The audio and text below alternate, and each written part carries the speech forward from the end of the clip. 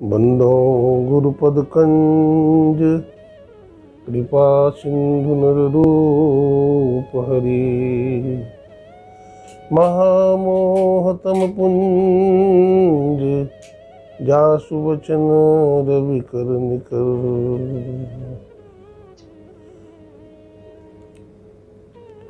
ईशावास्यमिदं सर्वं यत्किंच जगत्यां जगत् तेन त्यक्तेन भुञ्जीथा मा गृधः कस्य सुध्यनम्। शैले शैले नामानिक्यं मुक्तिकं न गजय गजय साधवं नहि सर्वत्र चंदनं न बने बने। काव्यशास्त्र विनोदेन कालो गच्छति धीमतां व्यसनेन च मूर्खाणां व्यसनेन निद्रया वा। बोलिए प्रेम से श्री सद्गुरु महाराज की जय। अव्यक्त रूप में अनंत श्री विभूषित कण कण में विराजमान परमाराध्य ब्रह्मलीन गुरुदेव के त्रैलोक पावन पाद पद्मों में कोटि कोटि नमन। गुरुदेव के मस्तिष्क स्वरूप ब्रह्मलीन पूज्यपाद महर्षि संत सभी परम जी महाराज, हृदय स्वरूप पूज्यपाद महर्षि स्वामी स्वामी जी महाराज तथा संत मत के वर्तमान आचार्य महर्षि हरिनंदन परम जी महाराज के चरणों में कोटि कोटि नमन, कोटि कोटि प्रणाम। आदरणीय श्रीमती बीना माता जी, सत्संग प्रेमी सज्जनों, माताओं बहनों, सबको नमन है, सबको प्रणाम है।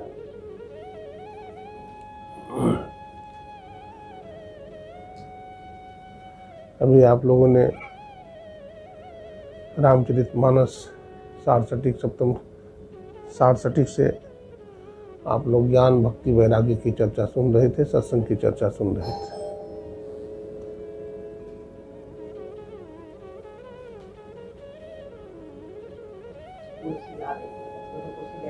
हाँ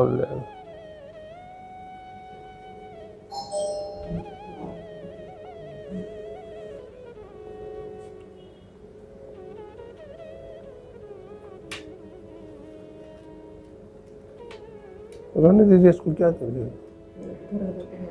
आवाज नहीं आ रहा है। हाँ आवाज, हाँ हाँ बच जाएगा, रहने दीजिए, कोई दिक्कत नहीं।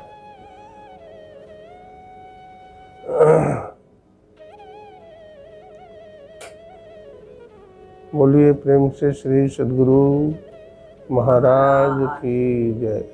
आसार बताया,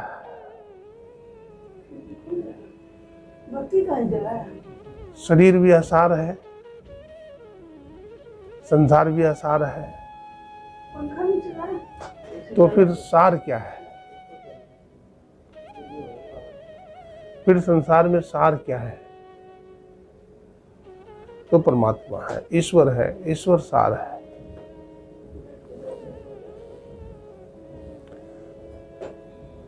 गुरुदेव कहते हैं सत्संगत जग सार साधो, सत्संगत जग सार रे। इस संसार में सत्संग सार है। गंग नहाए जमुना नहाए, नहाए हरिद्वार रे, और 64 तीर्थ करायो मन का नहीं संभाल दे। सत्संगत जग सार साधो, सत्संगत जग साधे। इस संसार में सत्संग सार है।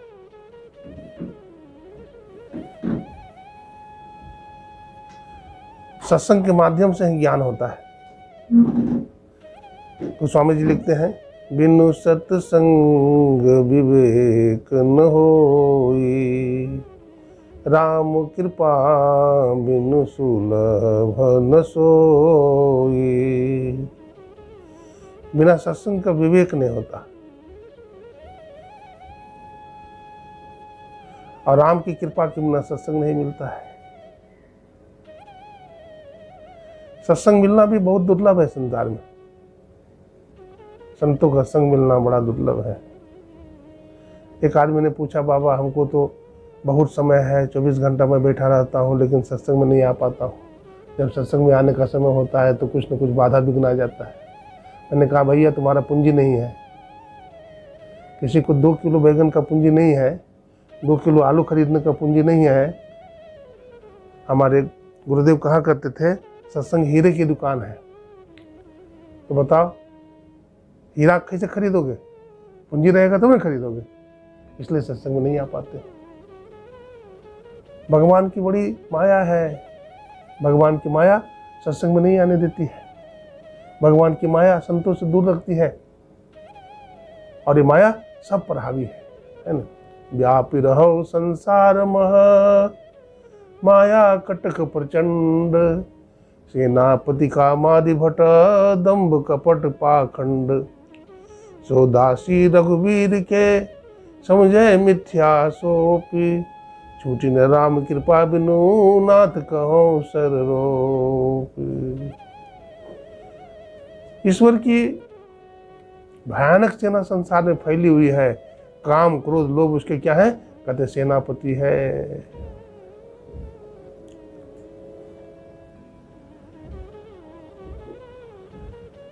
कैसे हम इस मन को बस में करें? जब तक मन बस में नहीं होगा तब तक जीव को सुख शांति नहीं मिल सकती। ये मन को कैसे बस में किया जाए? संत महात्मा लोग कहते हैं मन को बस में करने के लिए सबसे पहले सत्संग करो। सत्संग से सत्य और असत का ज्ञान हो जाएगा। देखिए सत्य और असत का ज्ञान बिना सत्संग का नहीं होगा।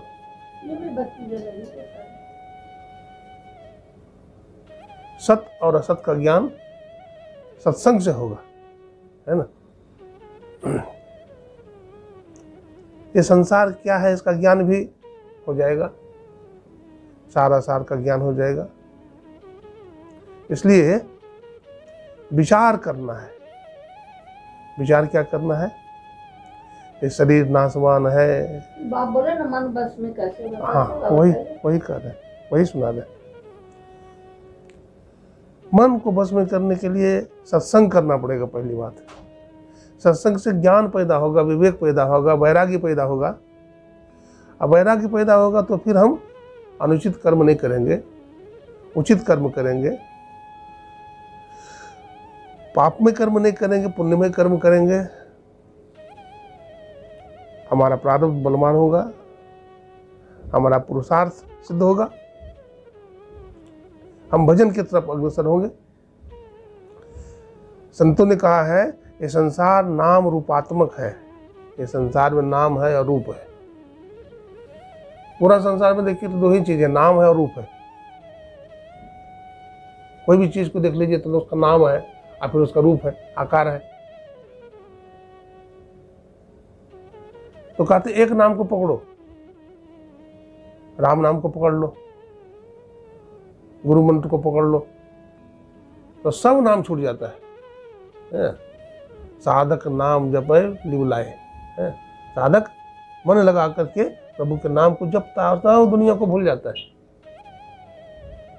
और अनादिकारी सिद्धि को प्राप्त कर लेता है।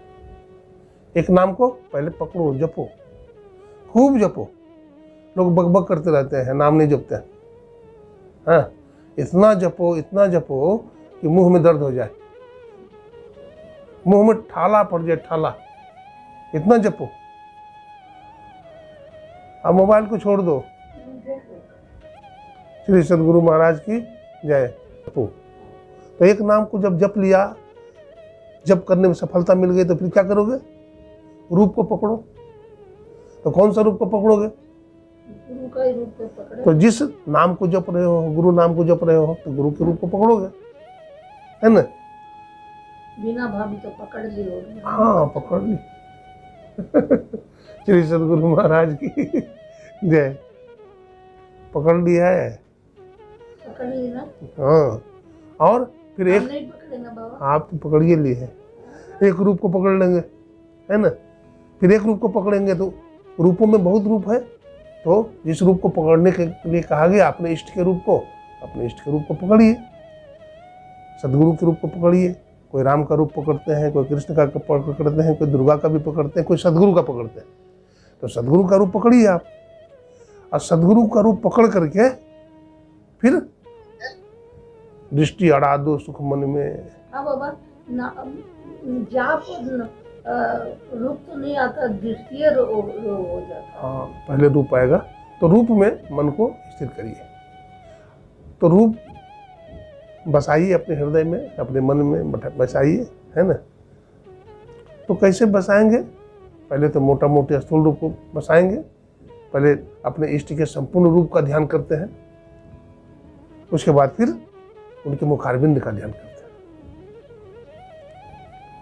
निहारो यारो गुरु मूरत योर, गुरु मूरत सूरत विच निरखो तब उर होत इंजोर। उर मन हृदय, इंजोर हो जाएगा, हृदय में प्रकाश हो जाएगा। तो जो प्रकाश होगा वो दिव्य प्रकाश नहीं होगा, लेकिन प्रकाश होगा। जैसे सूर्य भगवान जब निकलते हैं पूरब दिशा में तो आसमान में लालिमा छा जाती है, पहले लालिमा दिखाई पड़ती है। ठीक उसी प्रकार से सदगुरु जब भक्त के हृदय में प्रकट होते हैं तो परमात्मा का जो है लाली, परमात्मा का जो है प्रकाश का एहसास होता है, दिखाई पड़ता है। उसके बाद फिर रूप ध्यान के बाद फिर अरूप ध्यान करते हैं, यानी दृष्टि साधन की क्रिया करते हैं। तो दृष्टि साधन की क्रिया क्या है?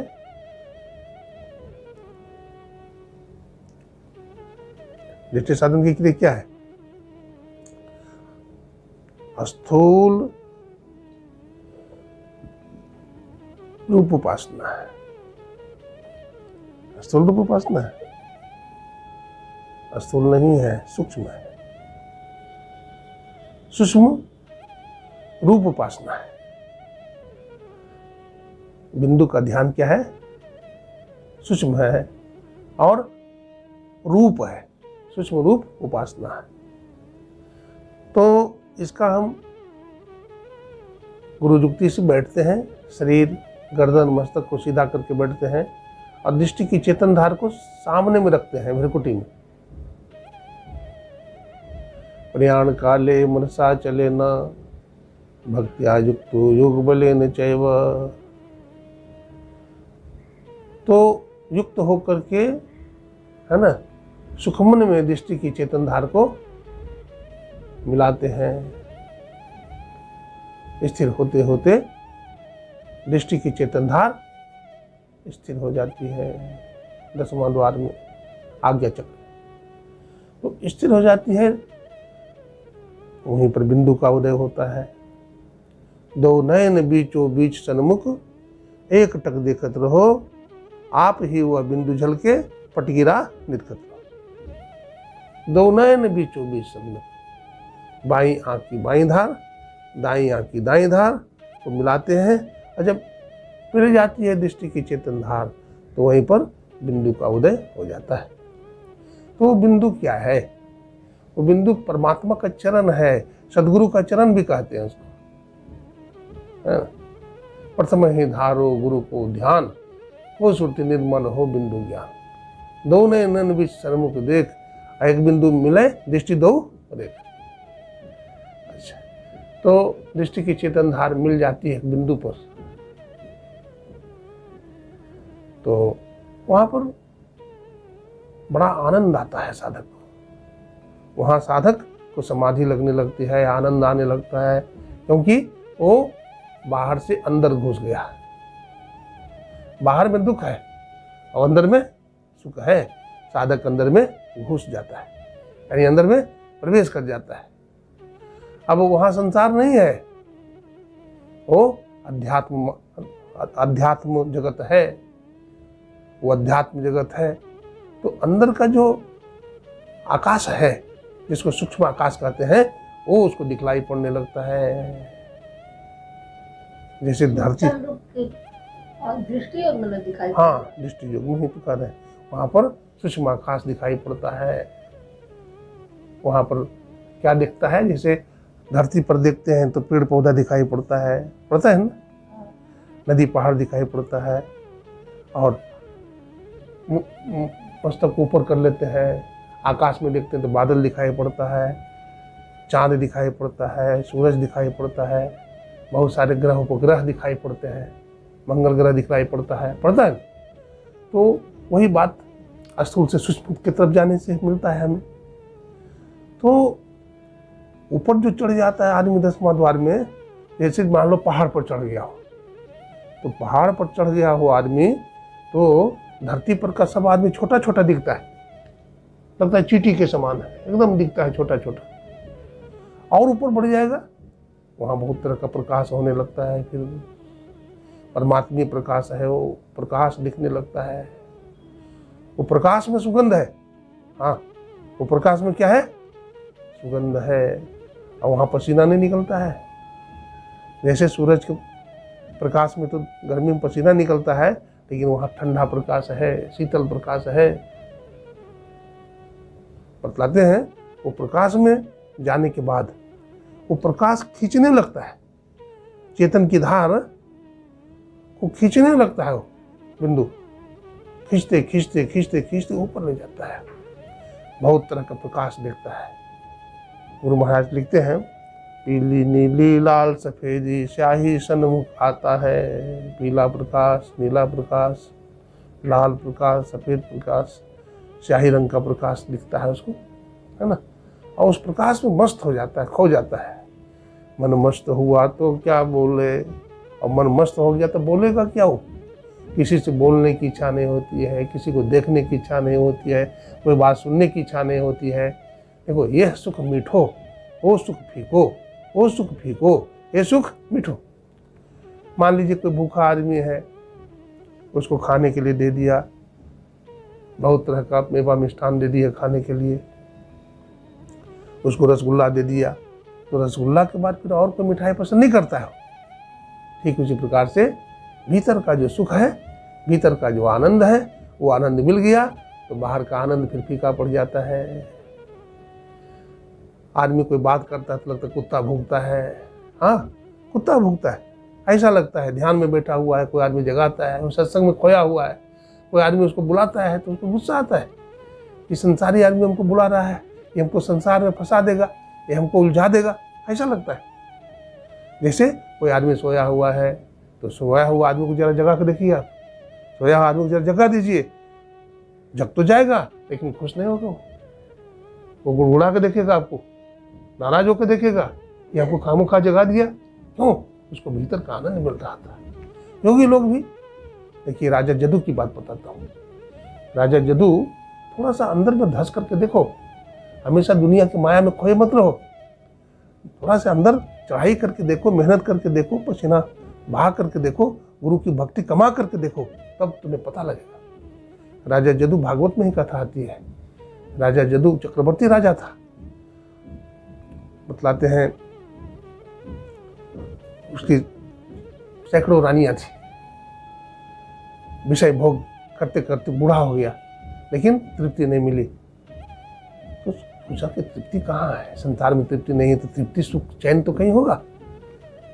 धर्मशास्त्र में तो सुना है कि भजन में चैन है, आनंद है, संत महात्मा वो रास्ता बताते हैं, तो क्यों नहीं संतों को खोजे। चला गया जंगल में, देखा वहां एक पर्वत है, पर्वत पर घूमने लगा, बड़ा उदास था, कई दिन से नींद नहीं आई थी।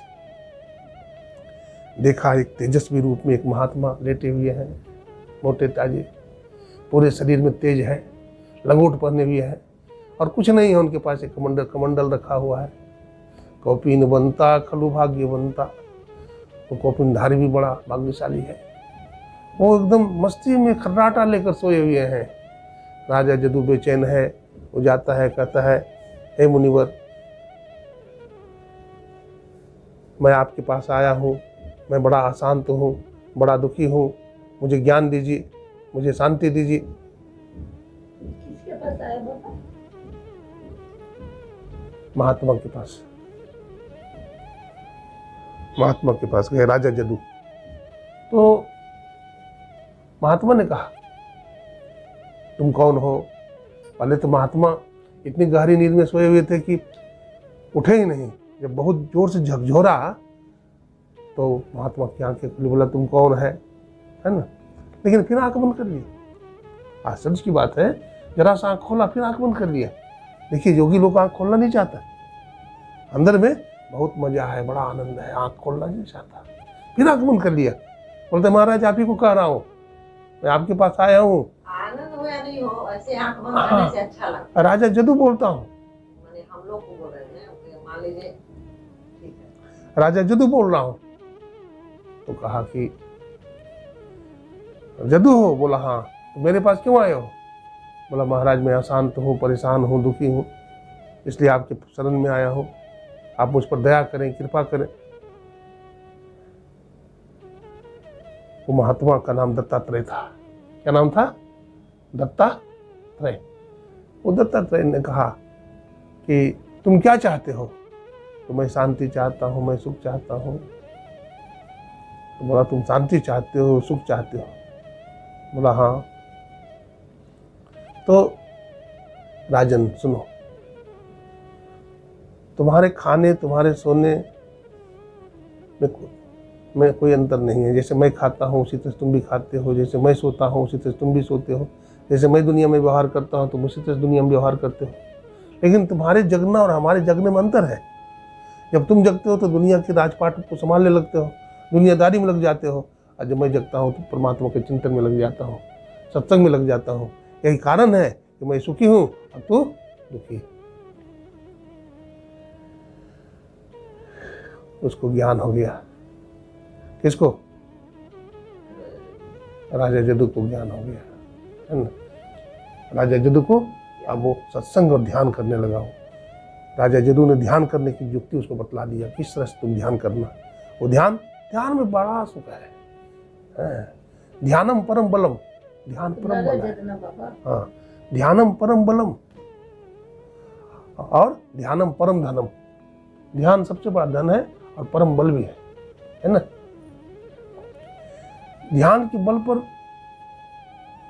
माता द्रौपदी ने भगवान को बुला लिया, ध्यान के बल पर नहीं बुला लिया, ध्यान के बल पर बुला लिया।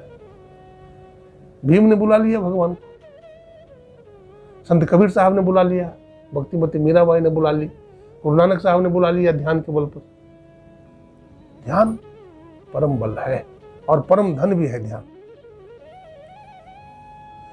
लेकिन ध्यान सिखाने वाला सदगुरु होना चाहिए। कच्चा गुरु से काम नहीं चलेगा। इसलिए बाबा गोरखनाथ जी ने कहा सदगुरु मिले तो उभरे बाबू और नहीं तो परलय हुआ। सदगुरु अगर मिल गए तो कहते उभरे बाबू, उभर जाओगे, और नहीं तो कहते परलय हुआ, परलय हो जाओगे।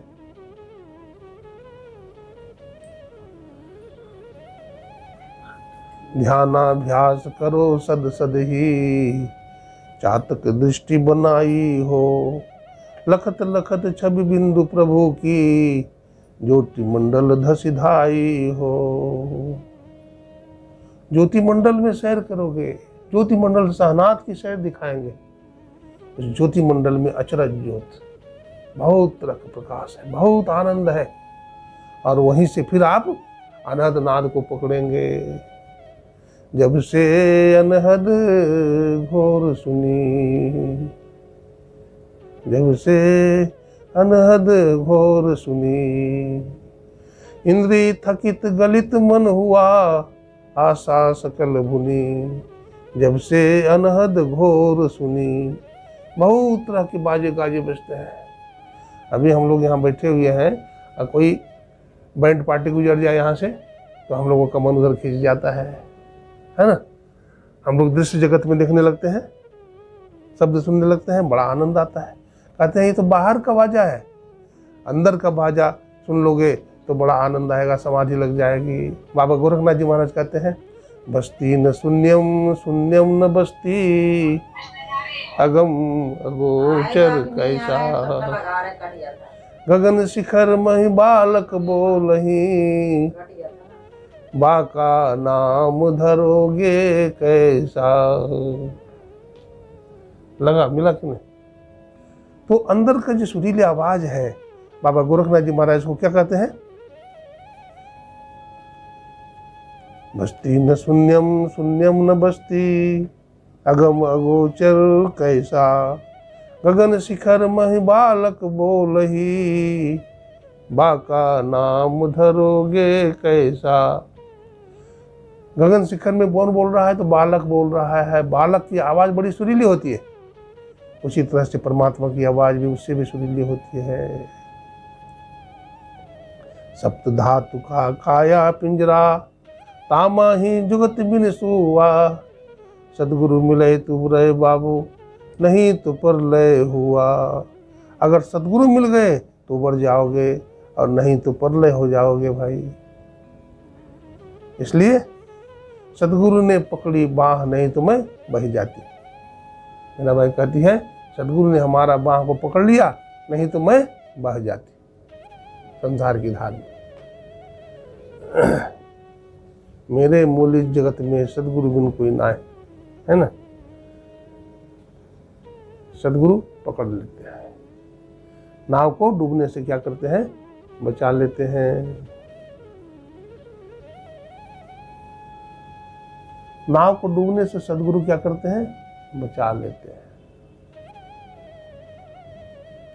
मनुष्य का शरीर नाव है, संत सदगुरु मल्लाह है, ईश्वर की कृपा अनुकूल वायु है।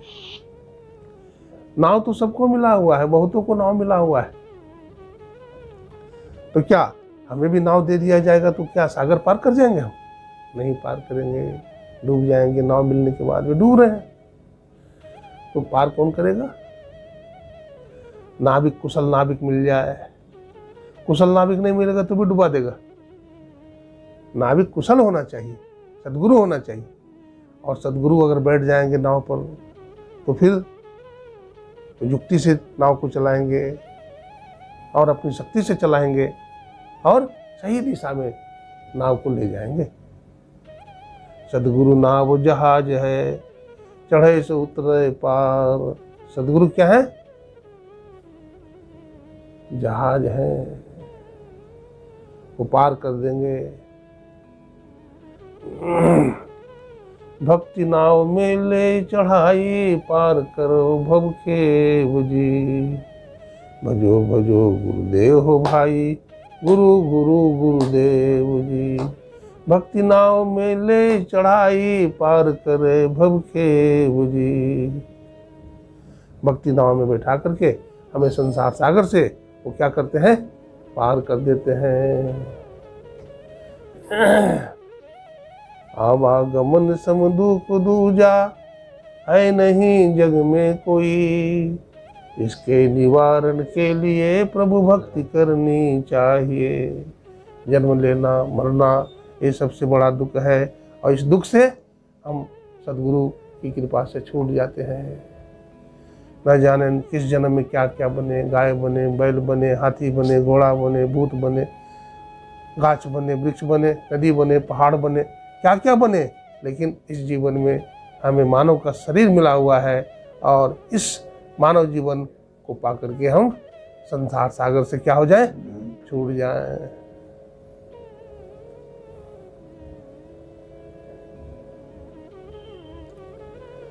तो शरीर में ही हम भवसागर पार हो सकते हैं। अन्य कोई शरीर से हम भवसागर पार नहीं हो सकते। आर कहे है पार से, पार कहे है आर। यहीं पकड़ के बैठ जा, यहीं आर और पार। देखते हैं नदी के दो किनारे होते हैं, एक किनारा और दूसरा किनारा। इधर वाले उधर को पार बोलते हैं, उधर वाले इधर को पार बोलते हैं। कहते हैं कि भाई यहीं पकड़ के बैठ जा, यहीं पकड़ ले इस किनारे को। यहीं आर भी है और वहीं पार है। हरि सुमरे तो आर है, और गुरु सुमरे तो पार, पार हो जाएगा।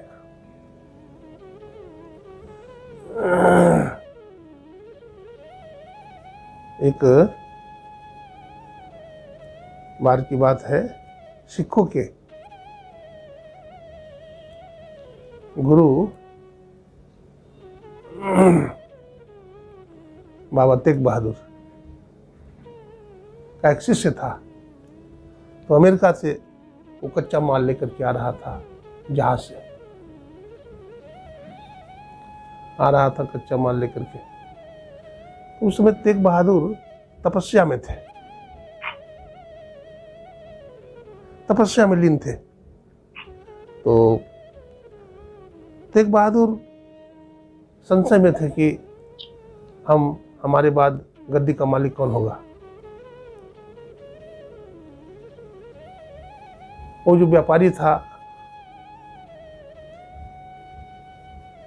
एक बार बाबा के पास आया था। बतलाते हैं कि जब वो माल लेकर के आ रहा था, वो है ना व्यापारी, तो उसका जहाज जो है एक चट्टान से टकरा गया समुद्र में, और टकरा गया तो चकनाचूर हो गया। जब चकनाचूर हो गया तो उसमें पानी घुसने लगा। जब पानी घुसने लगा तो डूबने पर हो गया, डूबने पर हो गया। तो वो प्रार्थना करता है, हे गुरुदेव, हमारे नाव को बचाइए, हमारे जहाज को बचाइए, ये डूब जाएगा और सब माल बर्बाद हो जाएगा। जब ऐसा कहा उन्होंने तो संत ने सूक्ष्म रूप धारण करके, है ना, उसके जहाज को, है ना, अपने पीठ पर उठाया और किनारे लगा दिया।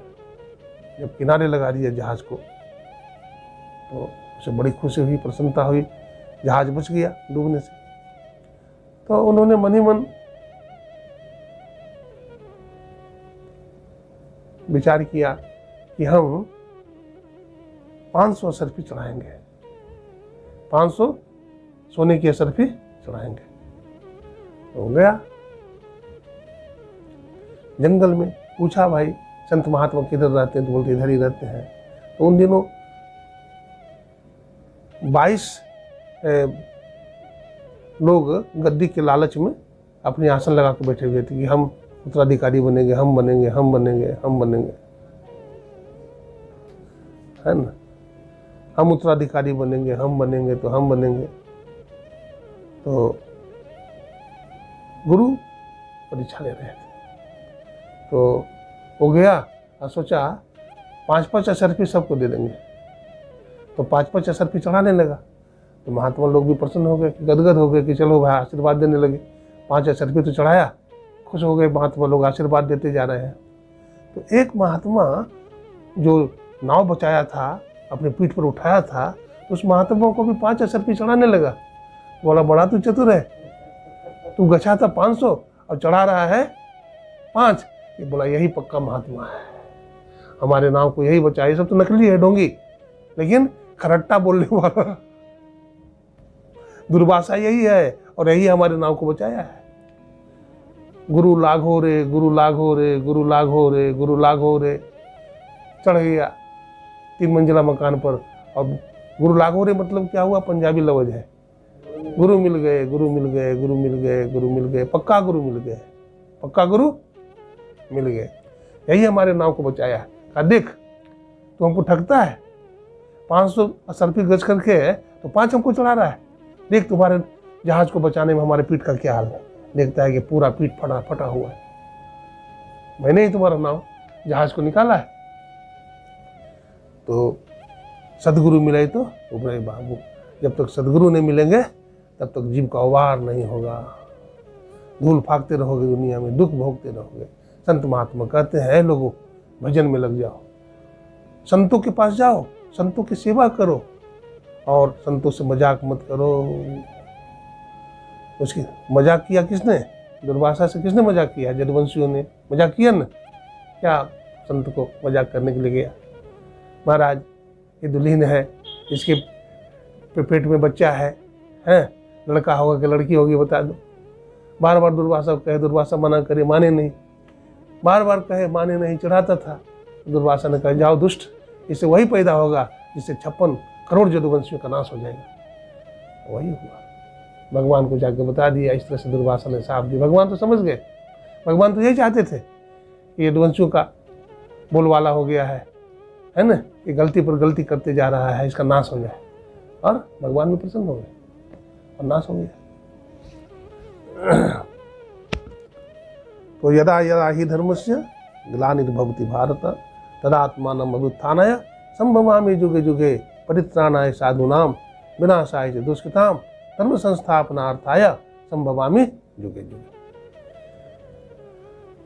तो भगवान का अवतार होता है ना, और भगवान संत की रक्षा करते हैं, ब्राह्मण गौ की रक्षा करते हैं, भक्त की रक्षा करते हैं, दुष्टों का संहार करते हैं। भगवान अहंकार का नाश करते हैं। जीव में अहंकार बहुत है, इसलिए परमात्मा से दूर है। जीव से अहंकार अगर समाप्त हो जाए, पाखंड समाप्त हो जाए, गुरु महाराज ने कहा ना, पाखंड और अहंकार तजी। ये पाखंड और अहंकार बहुत बड़ा शत्रु है। एक तो पाखंड और दूसरा अहंकार। निष्कपट हो और उदीन हो, सब कुछ समर्पण कर गुरु की सेव करनी चाहिए। सबको समर्पण करके मनसा वाचा कर्मणा रहे तुम में समाई।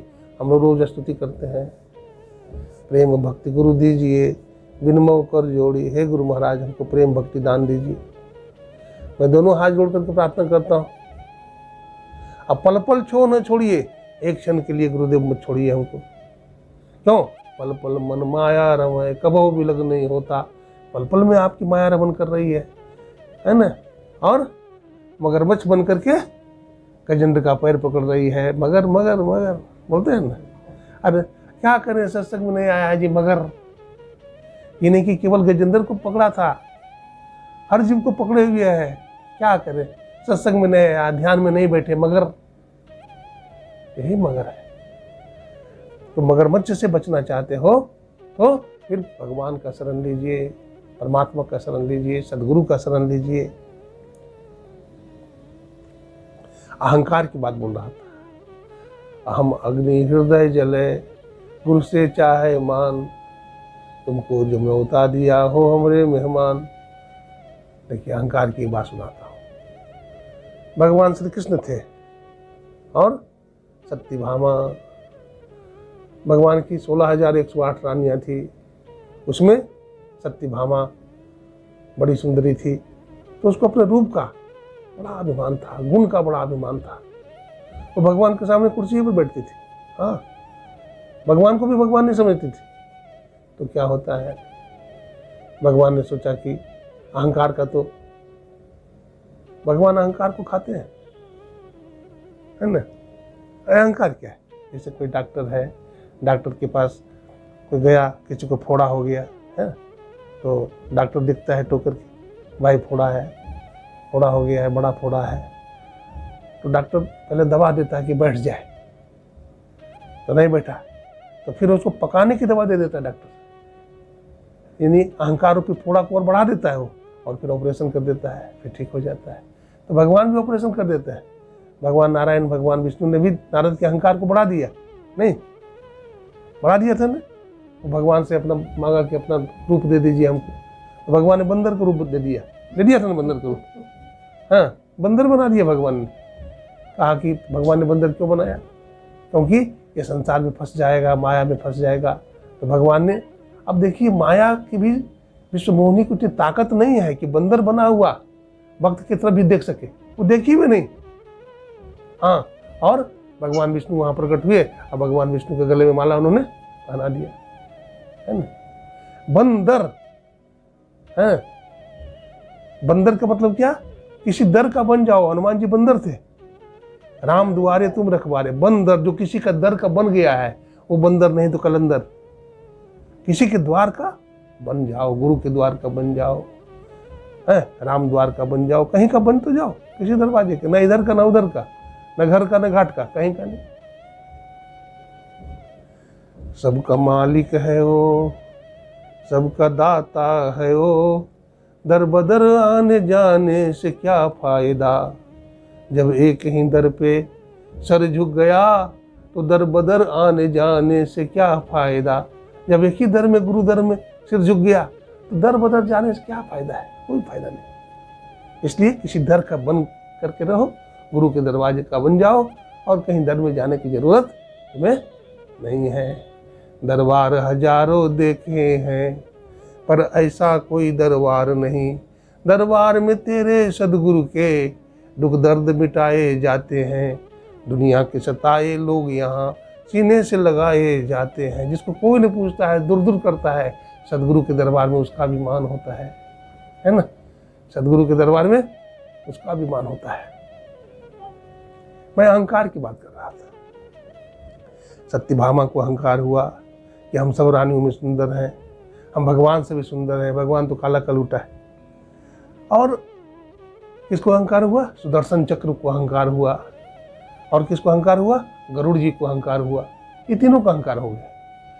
तो अहंकार जब बढ़ गया तो भगवान ने सोचा कि इस सब का अहंकार दूर करना चाहिए, ऑपरेशन करना चाहिए, फोड़ा बड़ा हो गया है। तो एक बार भगवान श्री कृष्ण ने बुलाया गरुड़ को। तो गरुड़ को कहा तैयार हो जा। तो गरुड़ का आप तो हमको हरदम कहते रहते हैं, हम आपके लिए तैयार रहें, खड़े रहें। आप हमेशा कोई ना कोई भक्त पुकारता है तो हमको पुकारते हैं। तो भगवान ने सोचा बड़ा अहंकार इसको हो गया। अरे तुमको क्या समझ में आता है? तुम पर बैठ के हम जाते हैं, तुम पर बैठ के हम नहीं जाते हैं, अपने पैर में बांध करके हम उड़ते हैं। तुमको कहाँ चल गलो हल? तो कहाँ चल गलो? कहलिए है, हाँ कहलिए है, भगवान श्री कृष्ण ने कहा किसको? गरुड़ से। गरुड़ को अहंकार हो गया कि हम भगवान को लेके उड़ते हैं आकाश में, हमारे बिना भगवान को नहीं बनता है। तो भगवान श्री कृष्ण ने कहा देखो सुनो गरुड़, तुम हमको लेके उड़ते नहीं हो, हम अपने पैर में बांध करके तुमको लेकर के उड़ते हैं आकाश में, भगवान कृष्ण ने कहा। तो क्या कह रहा था? क्या सुना रहा था? हाँ, अहंकार का, गरुड़ का अहंकार का।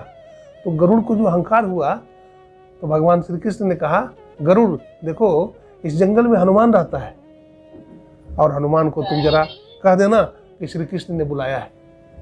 ठीक है, भगवान को प्रणाम करके चला गया गरुड़ जंगल में। जब जंगल में चला गया तो हनुमान जी महाराज एक गाछ पर बैठ करके फल खा रहे थे। कहा हनुमान जी आपको भगवान श्री कृष्ण बुला रहे हैं, वो तो फल खाने में मगन है, और राम राम कहने से फुर्सत कहाँ है? वो तो फल खा रहे हैं और राम राम जप रहे हैं। देखिए भगवान का भक्त वही है जो सदा जप करता हो, जिसके मुंह में सदा नाम हो, रोटी बना रहा हो जप कर रहा हो, झाड़ू लगा रहा हो जप कर रहा हो, कुछ भी कर रहा हो तो जप कर रहा हो। उससे पाप होगा? भजन करने वाला से पाप नहीं होता है। तो क्या होता है? पुण्य होता है, धर्म कर्म का काम होता है उससे। अब क्या होता है? गरुड़ जी महाराज फिर बोलते हैं हे हनुमान जी आप ही को कह रहे हैं, भगवान कृष्ण आपको बुला रहे हैं। तो अच्छा भगवान कृष्ण को क्यों बुला रहे हैं? हमारे इष्ट तो मर्यादा पुरुषोत्तम भगवान श्री राम, भगवान श्री कृष्ण को हमसे क्या जरूरत पड़ गई? बोला हाँ जरूरत पड़ी तब तो बुलाए हैं। अच्छा फल खा करके आता, आप चलिए। तो गरुड़ जी कहते साथ में लेकर के आने को बोले। साथ में? बोला हाँ आप हमारे पीठ पर बैठ जाइए, आपको हम पहुंचा देंगे। हनुमान जी कहा मैं भूखा हूँ, भूखे भोजन न हो गोपाला, और ले लो अपनी कंठी माला, मैं पहले खाऊंगा भर पेट फल, उसके बाद में चलूंगा, क्योंकि मैं आकाश में उड़ता हूँ, आप चले जाइए। बोला नहीं आप हमारे पीठ पर बैठी, मैं गरुड़ हूँ, जानते नहीं है, भगवान विष्णु का वाहन हूँ मैं, तो आपको जल्दी पहुंचा दूंगा। तो हनुमान जी को गुस्सा आ गया, वो बार बार पीठ पर बैठाने लगे। तो हनुमान जी ने क्या किया? अपने पूंछ में लपेट लिया। किसको? गरुड़ को। ऐसा झाड़े किस समुद्र में जाकर गिर गए। कौन झाड़ा? अब देखो हनुमान जी ने झाड़ दिया। अच्छा। हनुमान जी महाराज ने गरुड़ जी को पूंछ में लपेट करके झाड़ दिया, और झाड़ दिया तो समुद्र में जाकर गिर गए, पूरा पंख भींग गया। अब बहुत बेचारे दुखी हो गए कि देखो हमको समुद्र में फेंक दिया। अब उड़े धीरे धीरे और उड़ करके पहुंचे वहाँ। तो हनुमान जी महाराज पहले पहुंच गए थे। हनुमान जी महाराज पहले पहुंच गए थे। बातचीत चल रही थी भगवान श्री कृष्ण से, मतलब अभी वो पहुंचे नहीं है, जा रहे हैं आगे। तो रास्ते में गेट पर सुदर्शन चक्र मिल गए। तो सुदर्शन चक्र को पहरा लगा दिया था। कौन? भगवान श्री कृष्ण की, कोई भी बिना मेरे आदेश का अंदर नहीं आएगा। तो रोक लिया वो हनुमान जी को सुदर्शन चक्र। बोला आप कौन हैं? बोला मैं हनुमान हूँ। तो आप कहाँ जाना चाहते हैं? भगवान ने हमको बुलाया है, गरुड़ हमको बुलाने गया था, हमको जाने दो। तो कहा नहीं जाने दूंगा, ये भगवान का आदेश है। भगवान ने कहा कि बिना मेरा आदेश का नहीं जा सकता कोई। तो कहा कि नहीं, मैं तो जाऊंगा, क्योंकि भगवान ने बुलाया। तो वो जाने लगे, हाथापाई हो गया दोनों में। नहीं माने सुदर्शन चक्र, तो सुदर्शन चक्र को पकड़ लिया हनुमान जी, अब पकड़ करके मुंह में डाल लिया, और सुदर्शन चक्र हनुमान जी के पेट में चले गए। वहां से आगे बढ़ गए। वहां जाके देखते हैं तो भगवान श्री कृष्ण के साथ एक ही सिंहासन पर बैठी हुई है सत्यभामा में। तो भगवान राम को प्रणाम करते हैं और कहते हैं, प्रभु हमारी माता जानकी कहाँ है? ये कौन सा दास इनको बैठा रखे हैं पास में? अब तो भींगी बिल्ली बन गई सत्यभामा, ये हमको दासिन कह दिया। कौन से दासिन को बैठाया हुए है ना? माता जानकी बड़ी सुंदरी पतिव्रता है, हमारी माता कहाँ है? हनुमान जी महाराज माता कह रहे हैं। तो हरि अनंत, हरि कथा अनंता, पाखंड अरु अहंकार तजी, निष्कपट हो और दीन हो, सब कुछ समर्पण कर गुरु की सेव करनी चाहिए। इसलिए पाखंड और अहंकार नहीं करना चाहिए, क्योंकि ये दोनों भजन करने में बाधक है ना। अपने को बहुत बड़ा, हाँ स्वाभिमान रखो, लेकिन अभिमान मत रखो।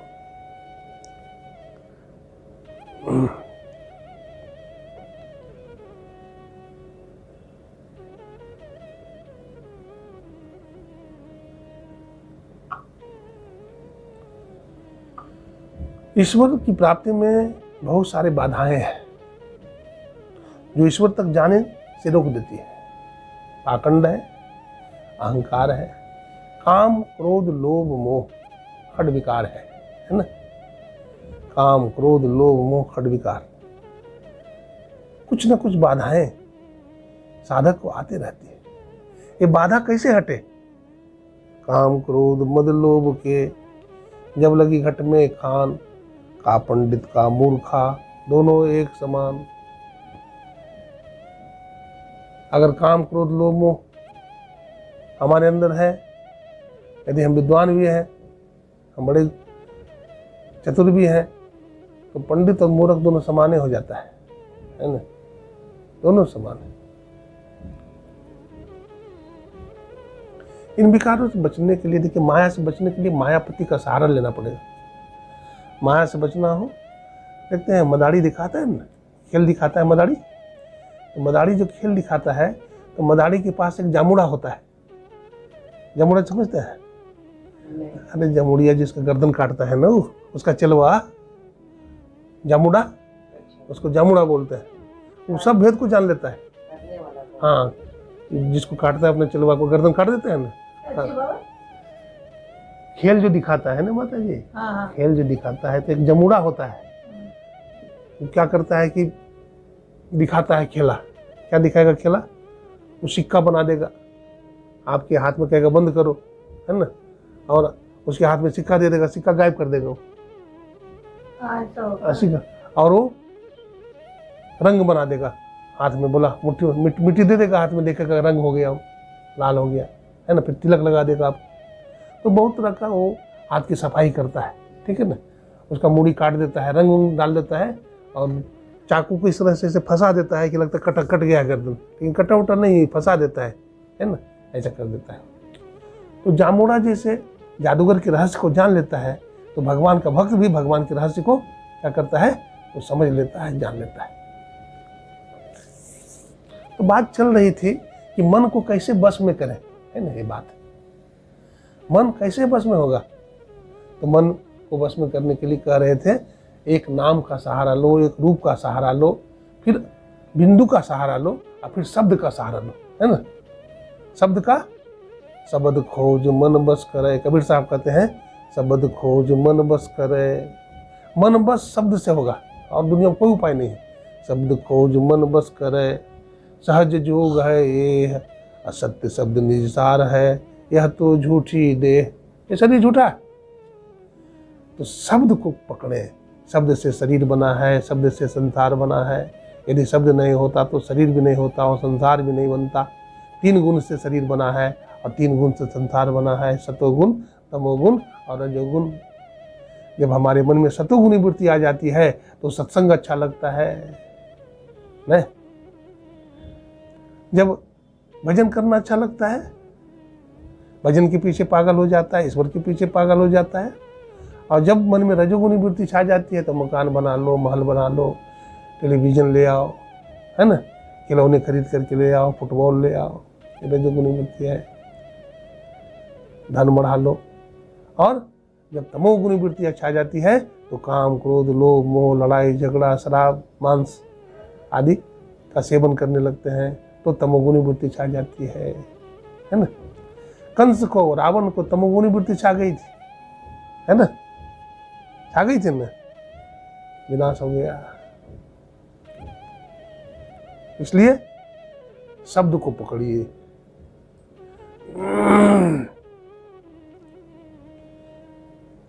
साधो शब्द साधना कीजय, साधो शब्द साधना कीजय, यही शब्द से प्रकट भये सब, सोई शब्द गहि लीजय।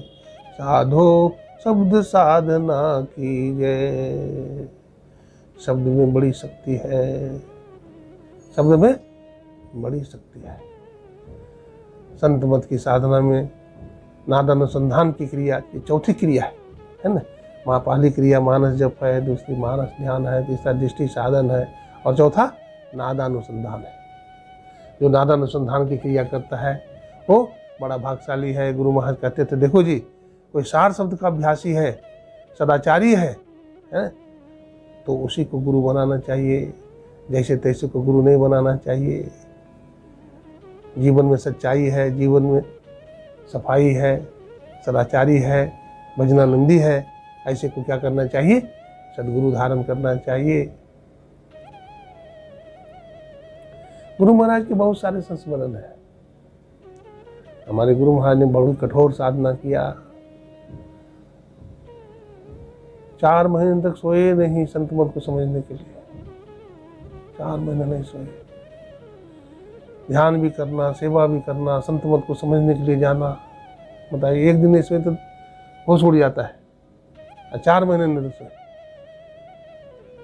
कहाँ कहाँ गुरु महाराज परमात्मा की खोज में भटके गए। सबसे पहले